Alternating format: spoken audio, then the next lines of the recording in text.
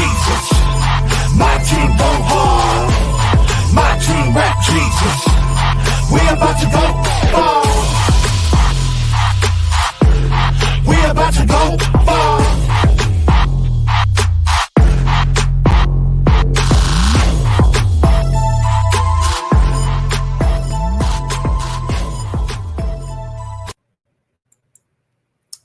Hello, everyone. How are you doing? Thank you for tuning in to another episode of Fervently Creations Christian Talk Show. This is a show where we like to gospel and not gossip. Listen, there's so many shows and so many things in social medias and stuff where people are just spending all their time talking about other people. So here's the thing.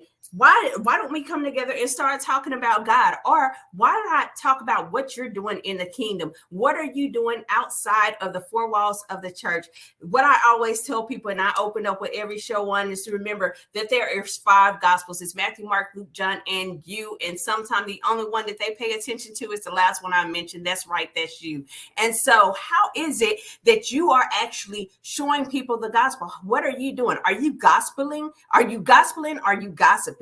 That's the question for today. Are you gospeling or are you gossiping? You know, and a lot of times we spend time gossiping about other people, and we do not realize that as we're gossiping and talking about people, that we're tearing them down. We tear down their self-esteem. We tear down their self-worth. We tear down what it is that God has actually said about them because of what we have opened our mouth and how we're putting our mouth on other people. We have not mastered as Christians on how to gospel. You know, once it comes to it, we're talking about people inside the church, outside of the church, and it's became something that is so normal, but it is something also that God is frowned upon.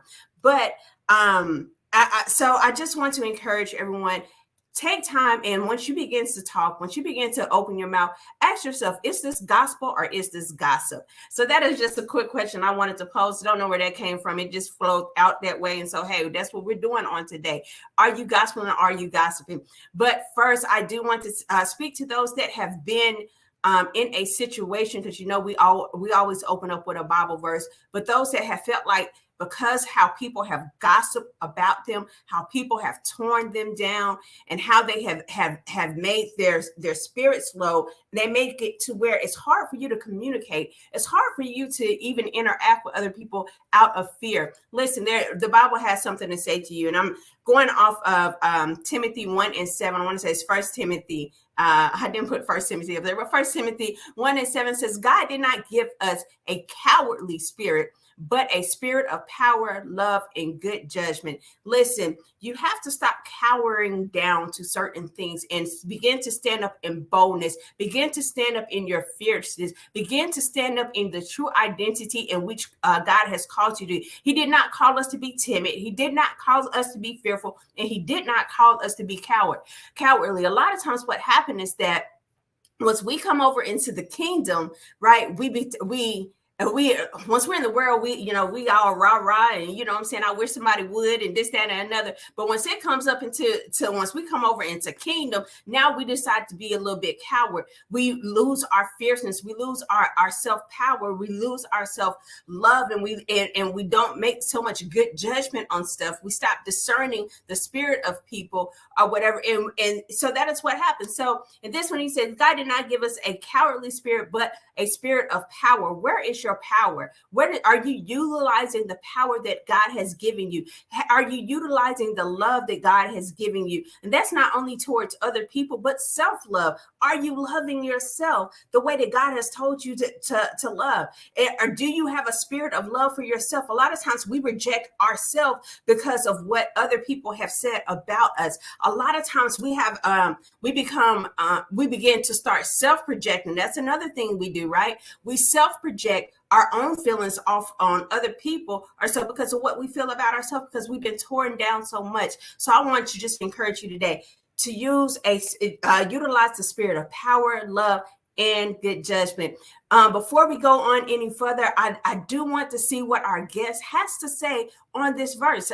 I'm telling you, powerful, dynamic woman. You are going to love this interview today. I'm looking forward to it. But before we go into interviewing her, let's gospel a little bit and let's talk about the word. So I'm going to bring up our guest for today, Dr. Wendy Rhodes. How are you doing?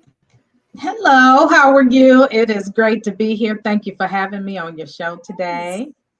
Well, thank you for coming. Thank you for accepting the invite. My question to you is, what do you feel about 1 Timothy 1:7? God did not give us a cowardly spirit, but a spirit of power, love, and good judgment. How does this verse speak to you? I'm sorry, 2 Timothy 1:7.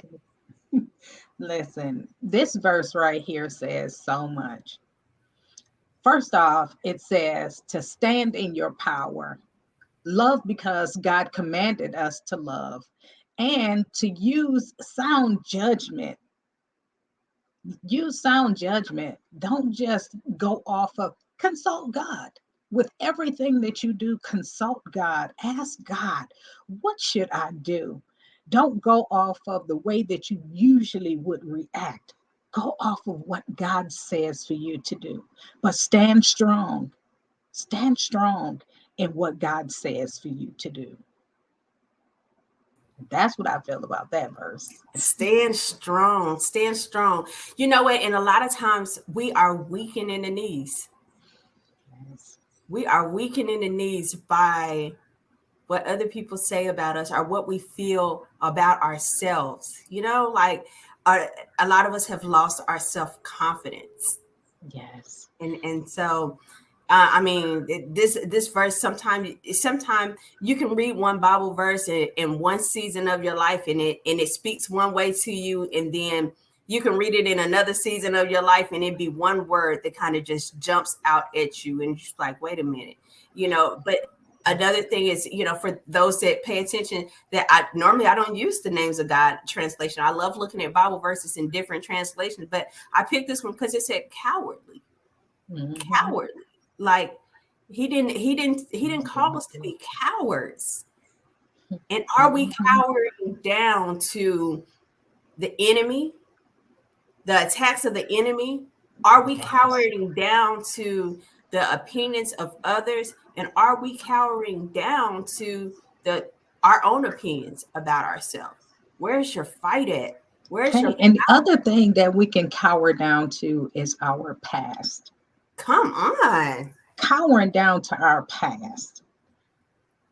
Sometimes we take our past and wear it like it's a badge of honor. Mm-hmm. But where is your faith? Where is your faith? What does it say in, I think it is in Joshua where it says to be of good courage, or be encouraged, be of good courage. Have I not commanded you? Yes, there it is. I'm like, I know it's in there. I know it's in there. Hold It's on, like we so many don't find times it we for the can't people. move Keep forward talking. because of it. We can't move forward because if we're not encouraged and we're not pulling on God for his strength, we have to pull on God for our strength. That's where it comes from. When we are weak, he is definitely strong. That's where we get it from. Yeah. I can remember so many times being weak myself. I can remember so many times just being weak myself. And as they say, just, just not even, just feeling like I just couldn't go on and I just couldn't move forward. Yeah. But so many times I've had to cry out to God and say, I don't have it in me. I just don't have it in me. And then I had to pull on Hebrews 11:1. Now faith is the substance of things hoped for and the evidence of things not seen. Now, I may not have been able to see myself be strong at that time. And I may not have been able to see my hand in front of my face because of the tears falling down my face and through my eyes at the time. But when faith kicks in, and when that mustard seed kicks in, that's a whole nother monster to tackle right there. Yeah, it is. It is. And sometimes once you look back over, You look back over your life and you realize like, wow, I don't know how I got through that. Like, Yeah. I don't know how I was strong. Or sometimes you realize your strength. What the That old was folks say, how I got over. how I got over. How I got over. Yeah. Really, this is how I got over. And then you begin to see not so much just the strength of God, that God would never leave or forsake you, but you're able to see, wait a minute, I'm stronger than I thought I was. I'm more courageous than what I thought I was. I can get through more than and it gives you that extra. I always use the analogy of lifting weights. I bench press 120, and I hit that 3 times, and now I realize, wait a minute, I can push 120 easy now. Like, and then but then he said, okay, let me add 5 more on each side, and you like, but you it keeps gotta push through it.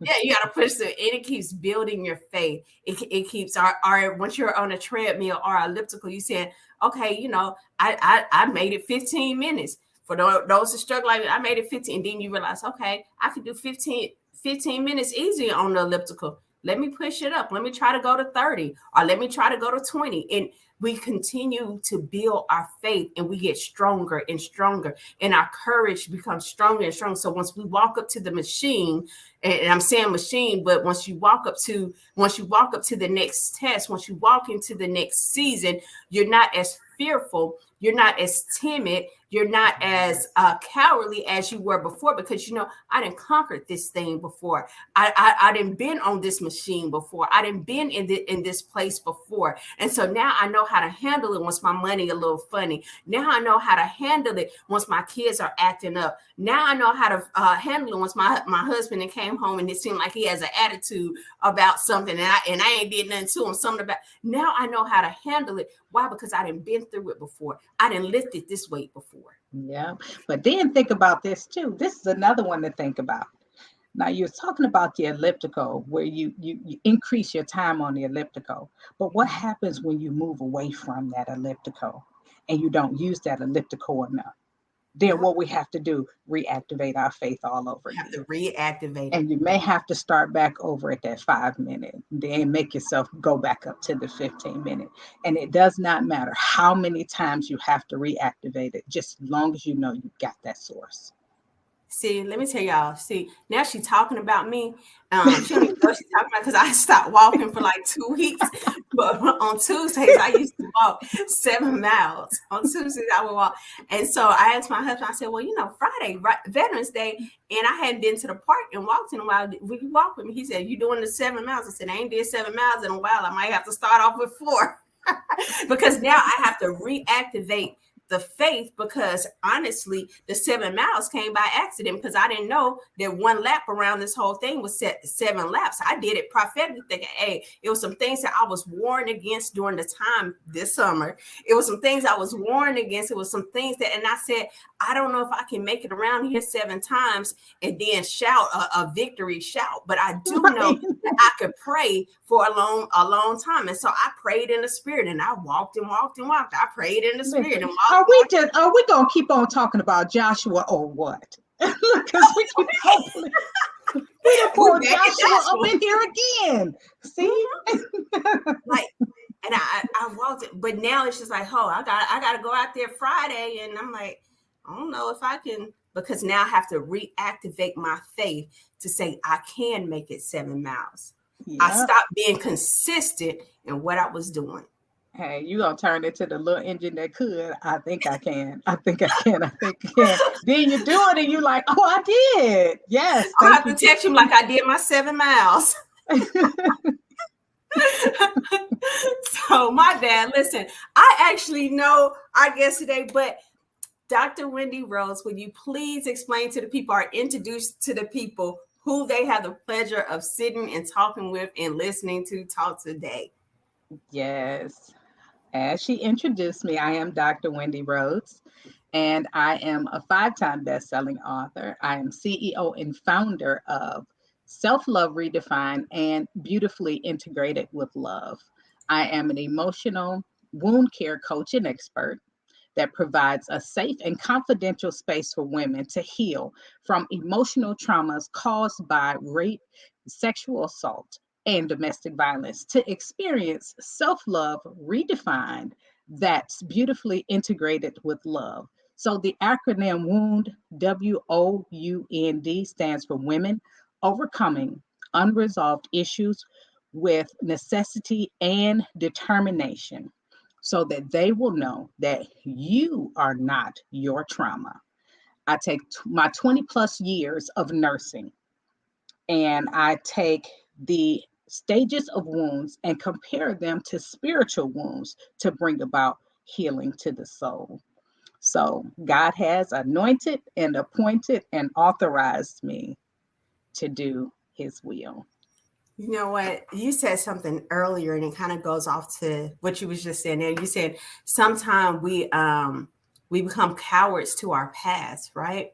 Yes. And a lot of people that have been raped, been molested, which kind of my background story. I've been molested by 5 different people, and I've been gang raped twice, all before the age of 18, right? And so I became a coward to my past because I allowed my past to keep me in captivity. I allowed my past to define me. I allowed my past to control me. It controlled how I saw people, until I actually began to release the forgiveness. But it is a wound there, and a lot of times once you hear and once you see like what happens with the people, for is, some of them get, some of the people that are convicted of molestation or rape or whatever, some of them really do get a slap on the wrist, right? Yes. And I remember going through a season in life to where I love Law and Order SVU, because I actually seen people that got things a little bit beyond a slap on the wrist. But it was like part of the way that I healed. Like, it was just something annoying. Like, hey, they caught him. They caught him, and this person has to be accountable for what they did. But some of them get a slap on the wrist. But for a lot of people, just like Law and Order SVU on many of the episodes, where people feel as though that's where the story ends. And for the victims and the ones that are overcomers, are the ones that have been the survivors, whatever, that's not where the story ends for you, because you still have to learn your self-worth. They take so much from you, your self-worth, your self-esteem. You have to learn how to actually look at yourself beyond more than just sex, and you have to learn how to engage with sexual activity with your spouse, and it's difficult. It's Without difficult. the triggers. Without that, it. Without the triggers. That's why I said you are not your trauma. You are not your trauma. Right. I am an overcomer of rape and domestic violence. I was raped by 4 guys at the age of 14. And I went through domestic violence in my marriage for 18 years. And I am an overcomer. And I tell people say, oh, I'm a survivor. No, I didn't just survive. I overcame, because I allowed my forgiveness to show me how to bring about self-love. And it was a redefinition of self-love because of that. It was just a matter of, it took a while. Even when I thought that I had forgave my offender and my abuser, when I thought I did, I really truly didn't. I didn't, because it didn't just end with them. They were just the beginning of it. Because, and I don't know if you want me to just go ahead. I'm just gonna go ahead and say, let's go and say it. At the age of 14, I was raped by a guy that I was so-called dating at the time. He was considered to be one of the pretty boys. Back then they had the long jerry curls and stuff. I had the long jerry curl, the juicy collar, so I had that too.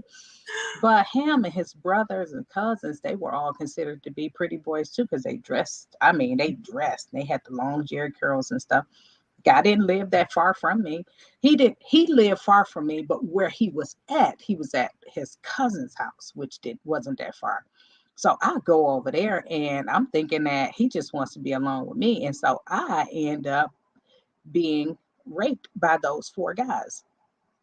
Now, it was, the street lights were on by the time I left there. The street light was on. And So, back then, you can't come in the house when the street lights is on because mama gonna get you. Don't come in my house when the street lights is on.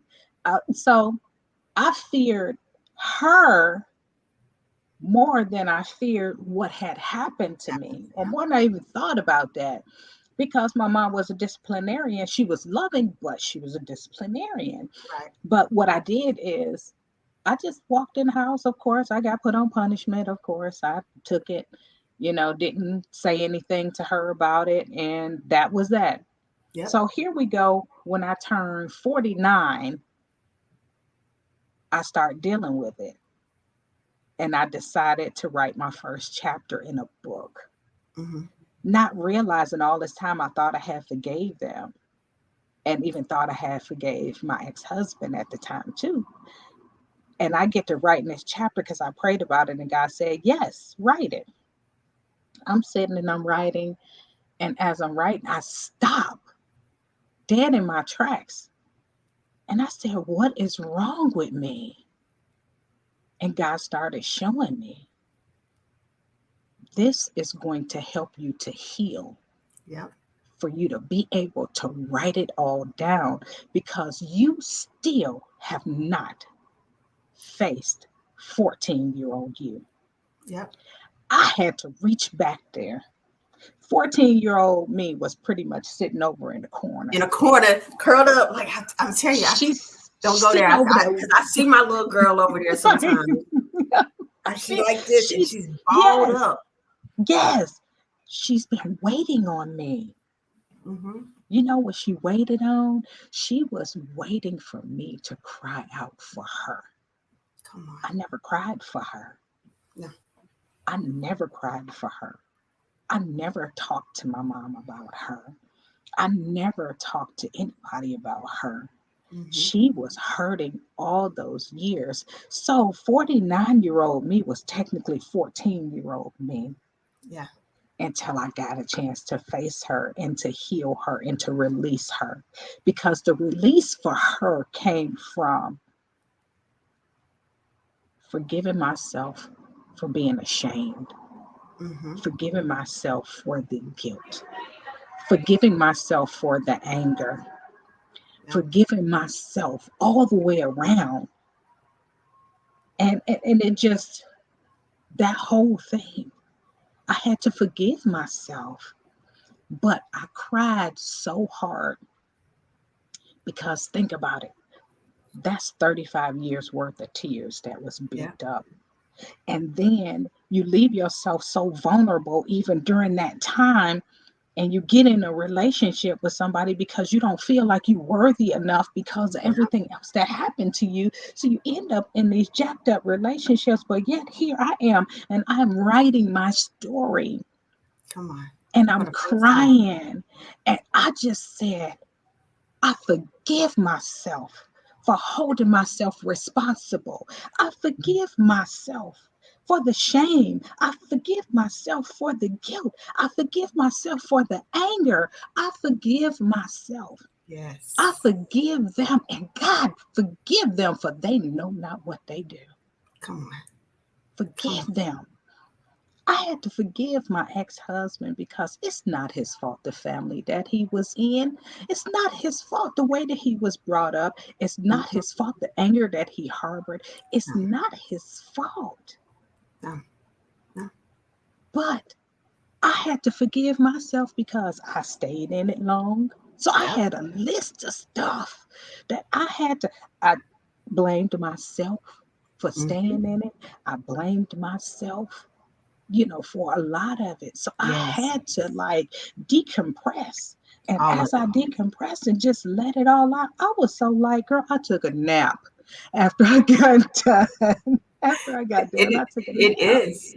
Mm-hmm. And once you go through certain traumatic events like that, one of the hardest people to forgive is yourself. And so I remember I began to deal with it. I began to deal with a little bit at times at different points. I dealt with it, but the first thing that I remember dealing with was realizing that I was more than just sex. The only thing about it, I realized it was while I was married, right? And so at this point, I was like, oh, I can say no if I don't want to have sex. And man, it about tore up my marriage because nope, nope, nope, nope, nope, you know. And but through the years, I had to continue to deal with it. And one time in the military, with me being a mechanic, they tried to put me in a unit that was full of just men, right? And I Mhm. cannot do that. And so they went. The sergeant major went back and forth, went back and forth for a while. I had, you know, a first sergeant that was fighting for me to keep me in his unit, but the sergeant major was trying to put me in an all male unit, and I had to stand on what we call on a red carpet. I had to stand on a red carpet in parade rest and give him my whole backstory of sexual trauma, of why he could not put me in a unit with all males, how anything could easily trigger me. And so he made me go through counseling. Through the counseling process, one of the things that I had to do was, at the end of it, was write my mom a letter, because the little girl in me during the time needed to hear my mom say, "I'm sorry for not protecting you." And my mom, once I read the letter to her, and she cried, and we stood and held each other and hugged. She said, "I've heard you tell the story before." She said, "But your story has never changed." She said, "And I apologize." And so one thing that I learned, that it was never too late to apologize. And that was the biggest part of my healing. I still had healing that I had to go throughout the years and stuff, because my self-worth was damaged, was wound, right? You know, I had Mhm. so many different wounds that was connected to all that trauma, because I was gang raped twice in the same month, the month that I was within a couple weeks of each other. And so, like, it was a lot that I had to go through. But one it wasn't until 2018, 17. Nope, no, no, no. 2017, right before that miraculous healing, that I had Mhm. released forgiveness. And once I released forgiveness, I was able to open the door, and I got a physical healing on top of that. Different story, not my interview. And so, so with that, it's just like that forgiveness.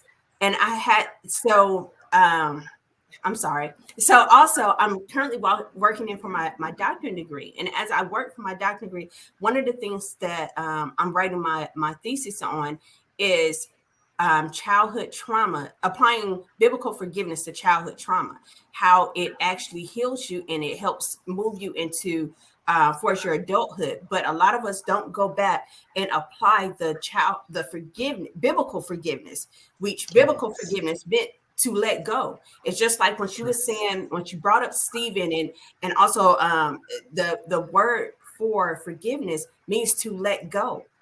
It's to Yes. you. It's the same word. Once they use the word forgiveness in the Bible, the same Bible verse that we talk about, and we say that Jesus had yielded up his spirit, he gave up the ghost.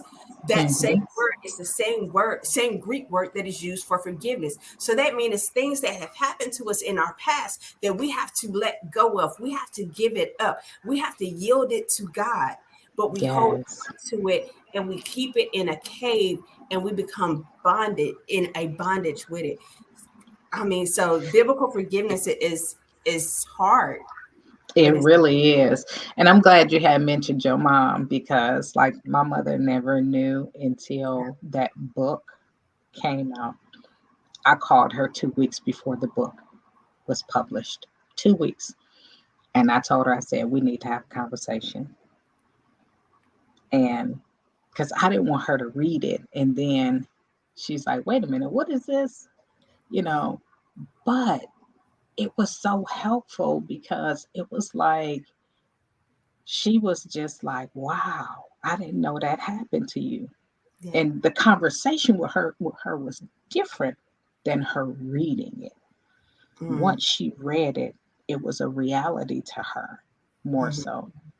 But my sister called me and said she just cried and she just cried and she just cried and she just wondered why you wouldn't tell her this, that, and the other, right? But my thing is this, I had to apologize to her for yeah, depriving her of the opportunity to heal, to to be comfort the there for mother. me. Yeah, to be there for me. Yeah. But in a way, I'm glad I didn't tell her because she'd Be in probably be jail. still in prison. She's still in prison. She'd still be in prison. Our She mom's like all probably of 5 foot nothing, and she'd be in prison. She'd be in prison. It's probably a good thing I didn't. So it's probably good. But you know what? And that is something, because a lot of times we hold on to unforgiveness towards our parents and stuff on certain things, and don't even realize that we didn't even give them the opportunity yeah, to try to fix it, to comfort us, to be there for us in situations. And like you said with my mom, she held me and she cried, and it was different. And I think that was the door opener that missing towards my piece too. yeah. Hmm. Yeah, that little girl finally got comforted. That little Yeah, girl she ain't sitting found over in the corner no more. right. You know what? But I realized when you talk about the little girl in the corner, right? The little girl is in the sometime I think she's out of the corner, and then it'd be other things that I have to go back and realize she's back in the corner because of something different this time. Hmm.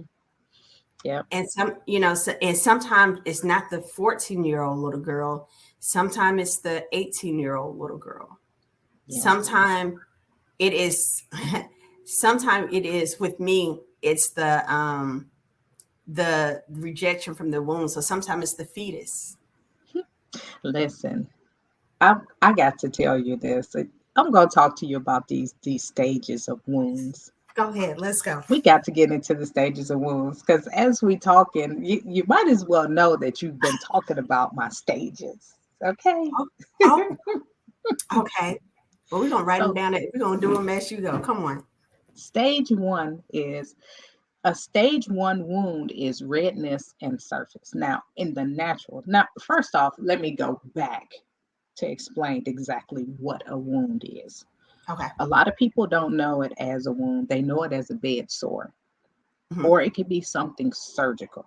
It's just an opening on the skin, and it could be surgical or it could be a bed sore. So in my stage one is redness and surface. So that's in the natural. Stage But one is redness and surface. and it's on the surface, just on the surface. It's not even open.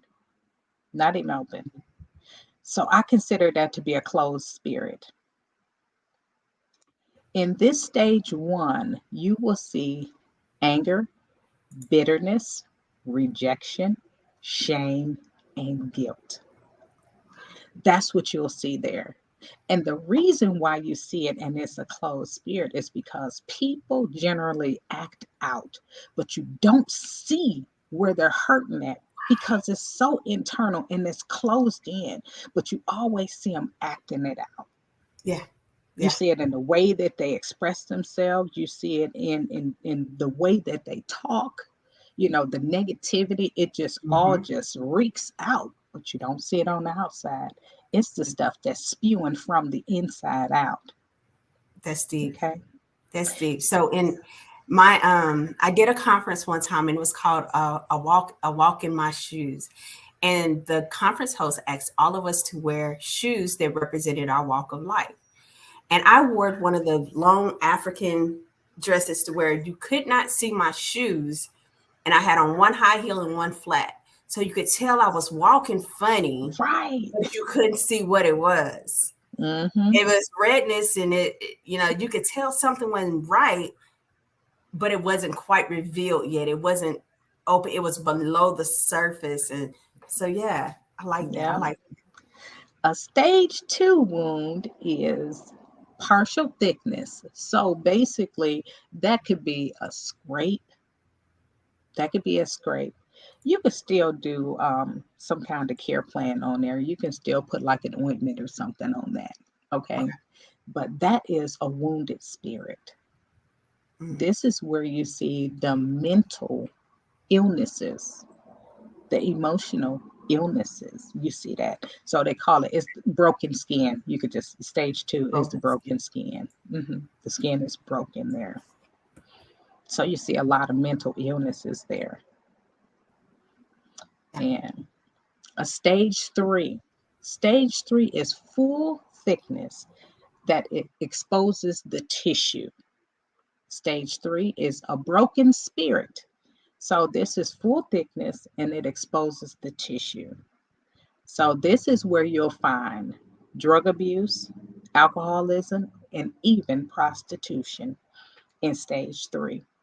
And the reason why I put this as a broken spirit and drug abuse, alcoholism, and prostitution falls in this because of the simple fact that sometimes these are hereditary, but at the same time, when people use drugs or they become alcoholics, people don't trust them anymore. And even when they try to heal from their drug abuse and they go into the drug abuse, the centers for alcohol and different things like that, when they go into those centers, they come out, everybody is happy for them and they want to help them.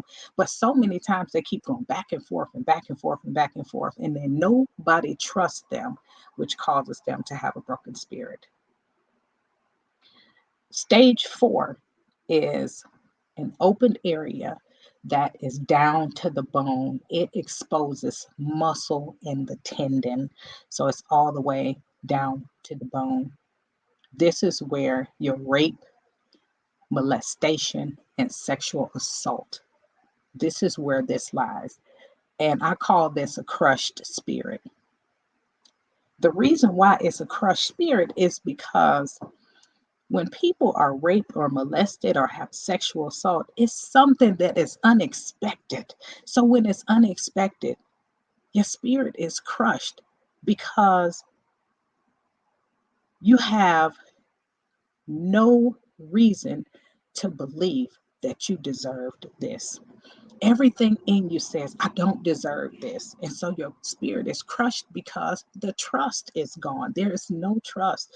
Most of the time, things that happen with rape, molestation, sexual assault, it usually happen by the hands of somebody that you know or somebody that you're familiar with. There's a final one, and it is an unstageable wound. This is necrosis. It's black, it's necrotic, and I call this a blinded spirit. With a blinded spirit, you have absolutely no idea as to where this came from. So it could be hereditary. It could be because you had mommy daddy issues. It could be because you had a bad marriage. It could be because of a divorce. So you're blinded. You have no idea as to where this came from. But what happens with the blinded spirit is somebody has to be strong enough to break those strongholds in that blinded spirit. So then what happens is with the necrosis of an unstageable wound, you don't peel it off because you don't know what's under there, because there's different stages under there. You could easily peel it off and it be too much of the tissue exposed. But then you have to work that thing, so you have to be very delicate with it just so that it can heal just right. So this is where you may even have your generational curses. Are you strong enough to stand the test of times, to be able to say that you are the one that God has ordained to break those generational curses? Are you the one? Did he send you? Did he send you? Those generational curses is no joke. Like one of the generational curses that I have in my family is teen pregnancy. I was a teen mom. My daughter was a teen mom. My mother was a teen mom. My sisters were all teen moms. But somebody has to break it. Somebody has to break it. And I told my daughter, it stops with her. It stops with her. Yeah. And me and her, we had a conversation. I said, it stops with her. It stops. I said, somebody gonna stop. This is gonna stop. And it's like, hey, God, listen, This has been a generational curse. This has been in this family for a long, long time. Mhm. And I want my granddaughters to be something. I want them to do what it is that you call them to do without having any baby on their hip as a teenager. That's Yeah. powerful. But That's yeah, those are my stages. Have you put Those, this in a book? not yet. Not yet. I need 'Cause I to. was about to say, where can we get this book?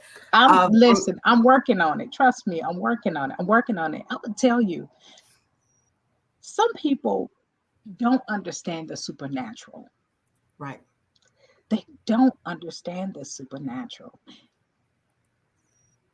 When God sent me back to work and I became a wound care nurse, I was like, God, you really want me back in this place?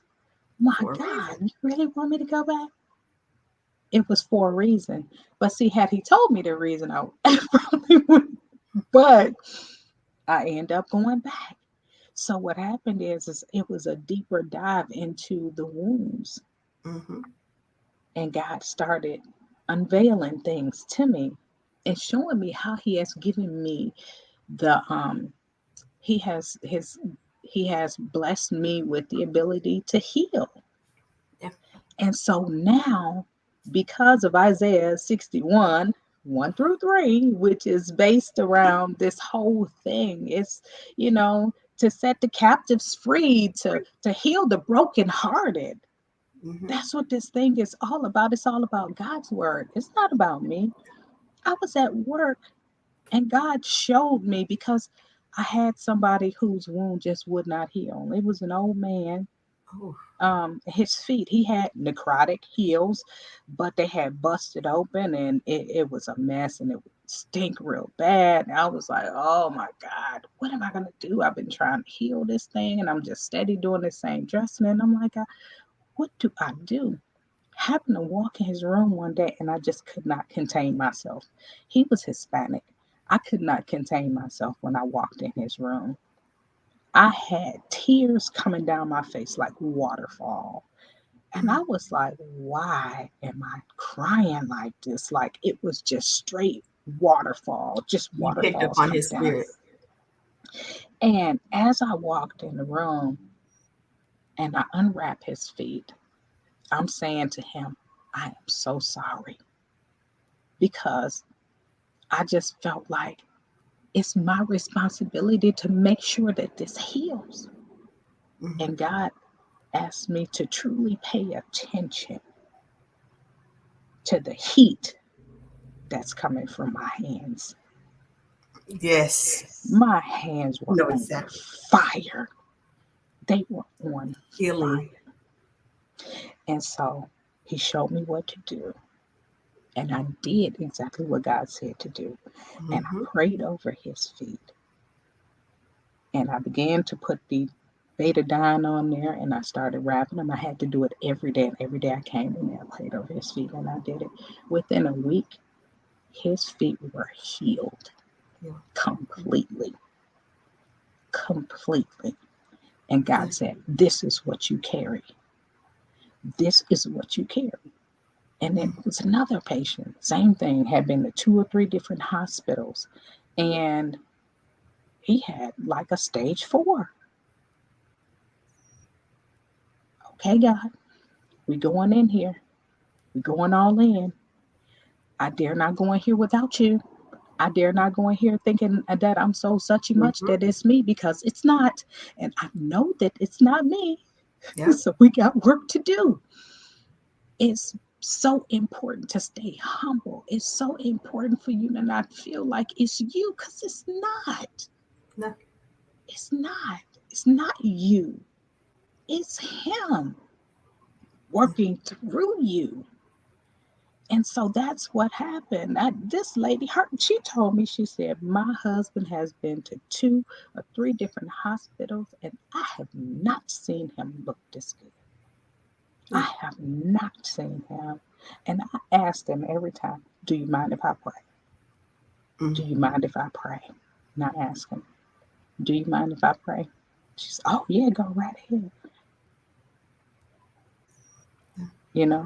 And it's all about just really paying attention to what he has given you. And it's like, I'm a work in progress every day, and we all are. And his mercies are new to us every single day. And it's like, I never want to feel like I'm being so such a much to feel like that is me, because it's not. It's not. It's him all day long, not me. Yes. But because I know that it's him, not me. All of this stuff with this wound carrying these stages, do you honestly think I would have sat there and really thought about these, putting these spirits with it and all of this stuff? And God said, this is how you're going to heal my people from the inside out. The external wounds, the internal wounds, and the spiritual wounds coincide some kind of way, because healing has to happen from the inside out, not from the outside in. What happens is, when your wound starts to heal from the outside in, you still have to open it back up, Because because it Master didn't said that heal properly. right. Dr. Pimple Popper shows it every single time. Mm. When people have the cysts that grow and grow and grow, what she have to do? Cut it open, and what happens? It oozes out. And what Mm. happens is, when you get ready to dress that, you have to pack it. So what happens with the packing, you pack it from the inside out. So when you pull the packing out, it starts to heal. It starts to close from the inside out. So what happens is, there's nothing left to be questionable. Come on. No area is left untouched. Come on. No area is left untouched. Then you finally can go on about your business and say, I'm healed. You I'm know what? healed. And that is so deep, because a lot of us are walking around, we're even preaching, we're in the pulpits, and we're not healed.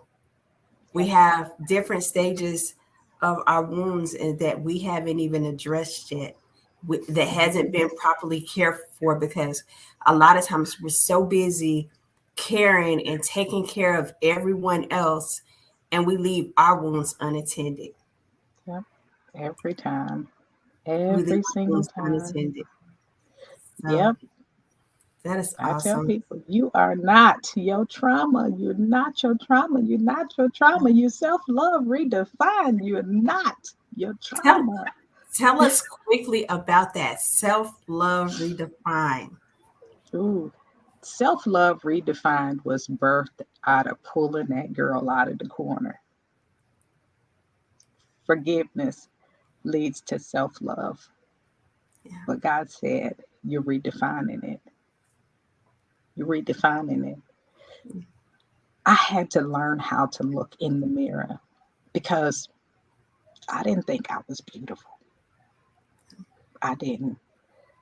And in that whole process, it's like, I know I look decent, but I never just flat out looked in the mirror and just was like, girl, you Yeah. know, The but I first, had to, first time I ever told myself I was beautiful was last year. I, First time. listen, I told you, you're beautiful. I had to take sticky notes and put the sticky notes all over the mirror and tell myself. I had to reaffirm myself Yeah. every single day. I had to say, I am beautiful. I am confident. I am fearfully and wonderfully made. I Yep. am enough. I am loved. I am loving. You Yep. know, all of those things every day, until I believed it. I I do even, mine in my notes on my phone. uh-huh. Oh, And and so um at night before I go to bed, I have, and I change them up every so often. But I say it at night. I wake up at midnight. I speak it again, and first thing in the morning, I speak it again. So I speak it 3 times. Those specific times. Sometime during the day, I have to remind myself, but I have to redefine. I have to reprogram. I have to renew my mind. And what happens is, I have to go back and tell that little girl stuff that she never knew. hmm I have to go tell that 20-year-old me things that she never knew. I have to tell the 25-year. I have to tell the 39-year-old stuff that about her that she did not know.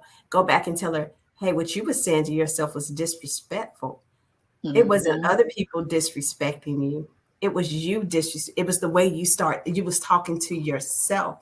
So I had to relearn how to talk to myself and how to respect myself. And there's some things that, especially as women, and I say it all the time, as women, we'll go and we encourage other people and say stuff or whatever to them, but we put ourselves down internally, or we demand respect from everyone else, but we talk to ourselves any type of way.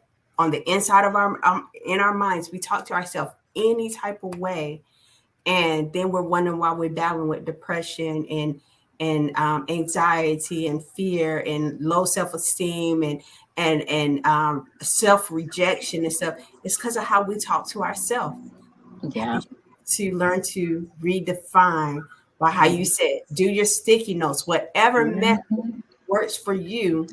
You have to learn to tell yourself something different than what you've been saying. Yeah. And I tell you too, sometimes we define ourselves by our mate because we lose ourselves. Yeah, in them. When you lose yourself in somebody, where are you? Yes. Where are you? It took me so long to figure out what I liked. After that divorce, I had to figure out what I like. Yeah. Like my husband now, whatever I want to eat or whatever, I don't care. He don't care. That's his mate. I don't care. Whatever. And it's like he put a lot of majority of my needs before his. Well, I say most of them. I'll just go ahead and say it because he always say, "I listen," and that's the thing right there. It's it's like night and day. Of God blessing you with your husband. When your husband is a blessing and you're covering, and you finally realize that God had taken us through a restoration period and everything, and sometimes he has to break us to remake us. And I'm thankful for him like being an orthopedic. I learned that from my daughter. Like an orthopedic, they have to break the bone and reset it. Yep, realign it. Yeah, but I tell you, I'm sorry, I had said something about like you were asking about writing it in the book or whatever.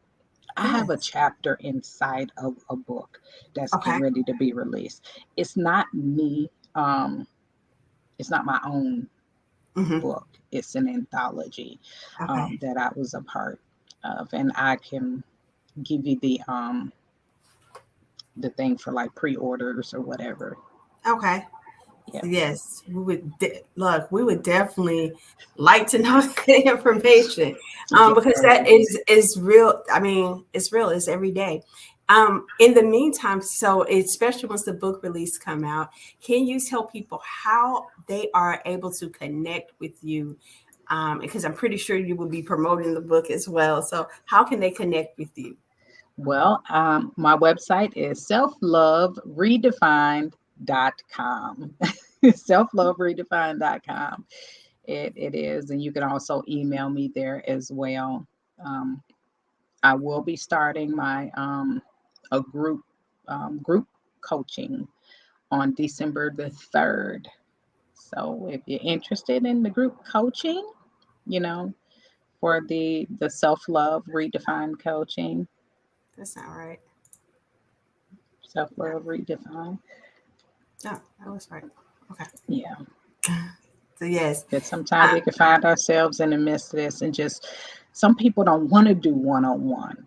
They don't want to, and they don't want to feel like they're the only one. And if they see other people that are able to open up, it helps them to heal, and everybody can just heal together. Yes. It's so much. You don't feel like you're in it by yourself. Right.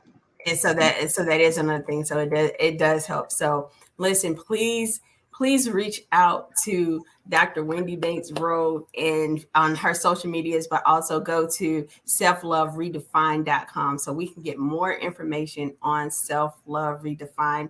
That way we can stop finding, especially women, we oftentimes we find our identity. I'm trying to end the show, but it's not working.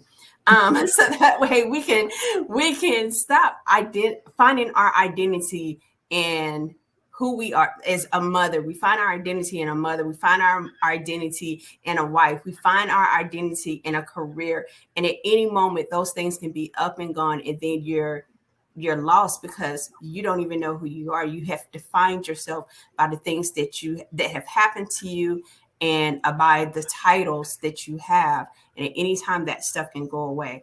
So I do believe self-love redefined group coaching is seriously needed. It's seriously needed.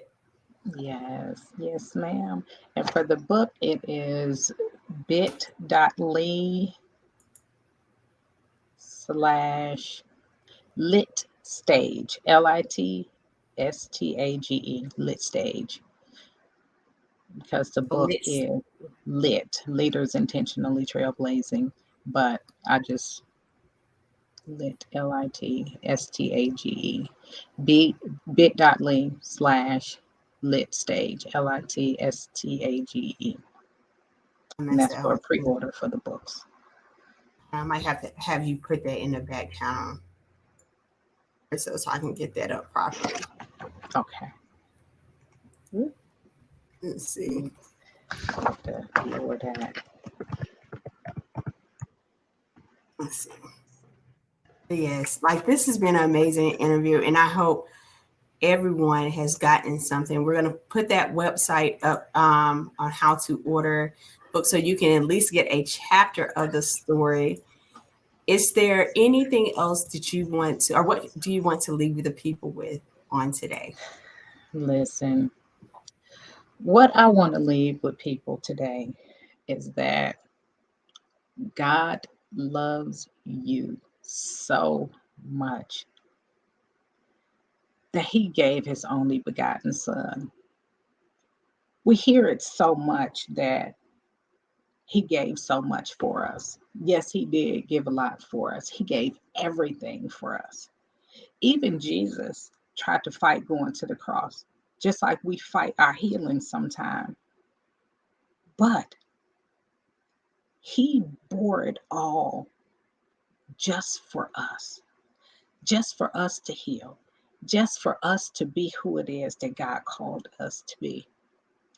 Even though we can see to the corner, God sees around the corner and he knows what's ahead just for you. You owe it to yourself to heal from the inside out so you can truly know who is inside of you, who is guiding you, and what it is that you are ordained to do and who you are designed to impact. There's so many lives and there are people sitting back just waiting for you, just for you, because of what you went through. Everything that you've gone through, God uses every bit of what you've gone through. You are not your trauma. Amen. Thank you.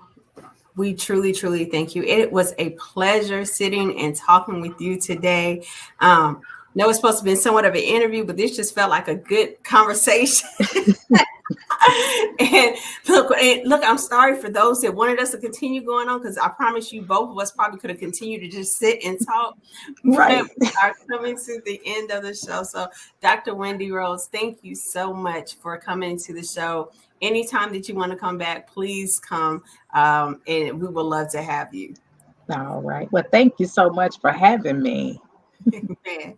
Amen. And if you would like to come on the show, you are also welcome. The way that you can do is go to www.ferventlycreations.com. We are looking to interview or sit and talk with anyone that is in and that is a Christian that is in business, whether you're an author, whether you're a singer, whatever it is that you are doing in the kingdom or outside of the kingdom, please come talk to us. And I mean, because we believe in networking. What we always say, networking is not about just connecting people. It's about connecting people with people with ideas, and people with opportunities. So I truly thank you for coming. Before we leave, I do want to invite you to go to the website on, let's see if we can get that flyer up. If you can go to the website where we are doing an anthology call. We are calling for all authors now. You can go also to the website where it says www.ferventlycreations.com. Go under the tab where it says author call, where you're able to contribute to our next anthology called Prisoner of War in the Mind. And with that, you will get a chapter in the anthology. Don't have to worry about your writing or if you spelling words right. We will have your chapter edited. That is part of it. You get promotion graphics. You'll get a group coaching session, which will tell you exactly how to write your chapter for those that need help writing their chapter. So this is the part that's good for you if you're a first-time writer. So you get a group coaching session. You get also a coaching session on how to brand yourself, and also how to get your investment back. How do you market? How do you do this stuff? So as well, you also get TV and radio show guest opportunities, not only my show, but another show, magazine opportunities, and you get a chance to write along with some best-selling international, multi-international authors as well. It does say speaking engagements on the flyer. However, all of those slots have currently been taken up, but we do have a conference that is attached to this, and we will be putting more information out about the conference as soon as we get close to the date. And so I just thank each and every last one of you for coming out and visiting and sitting with us on today. Thank you, and tune in next week for our next episode. Have a great day. My team rap Jesus. We about to go far. My team rap Jesus. My team go hard.